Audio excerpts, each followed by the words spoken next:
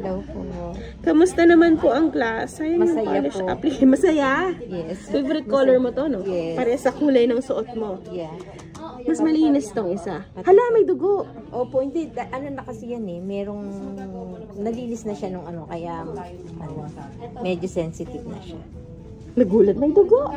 Pero ito, pwede pa natin ayusin yung polish application. Opo. Liner brush lang dito sa ano na to. Pero kung titignan mo siya, Yun doon sa side. may yan. vent din Ito. dito. O, tsaka sa Saka side. sa side. So, pwede pa natin ayusin. Pero sabi nyo nga, kasi lahat kayo, nahirapan kayo dun sa polish na gamit natin. So, we can still, siguro kayang-kaya naman natin siya ayusin next time. But this one, medyo makalat pa yung sa cuticle area. Pag ganito lang po. Ganito siya. Tignan lang natin siya. So, seamless naman siya. Malinis naman siyang tignan. Patingin naman kabila. Ano pong kabila ito? Ito tayo, sa side. Medyo, okay naman. Seamless din naman siya. Polish application. Pero pwede pa natin ayusin yung shape. Opo.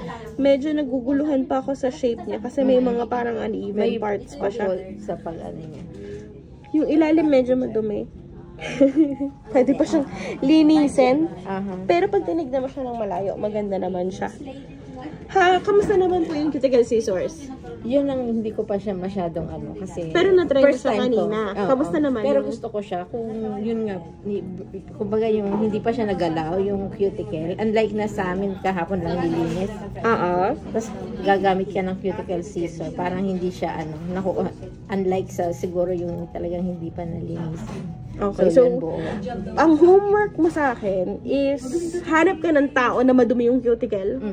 Send mo sa akin yung picture na drenay manicure mo siya. Okay. Yun lang. Gusto ko cuticle scissors. Cuticle scissor. Okay. Para makita natin if may improvement ka. Kasi nakita ko, ang galing mo mag-nipper eh.